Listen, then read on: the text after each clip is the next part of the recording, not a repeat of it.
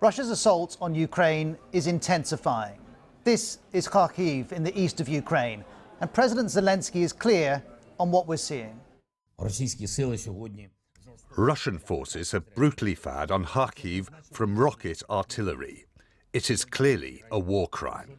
If civilians were targeted, that would be a war crime. And other footage raises questions about Russia's conduct. This attack may have been a cluster bomb. They're banned by many countries, though not by Russia or Ukraine.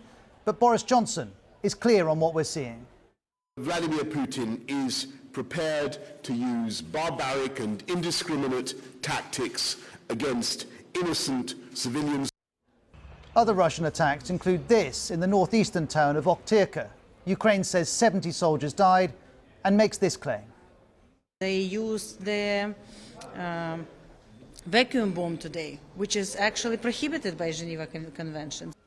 Vacuum bombs ignite a fireball that sucks in all surrounding oxygen. They're a thermobaric weapon whose use is condemned by the international community, though it's not confirmed a vacuum bomb was used in this attack.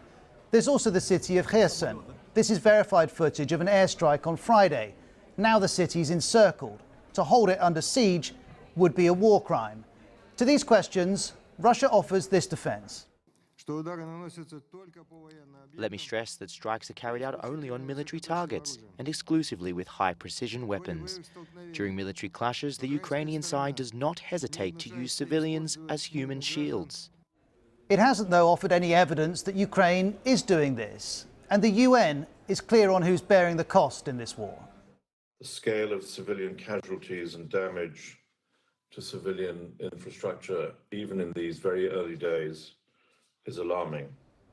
It is alarming, but are Russia's actions war crimes? The UK appears to think so.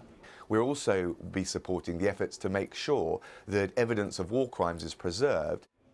And the European Union says this is Geopolitical terrorism, pure and simple. But even if a war crime has been committed, justice is a long road.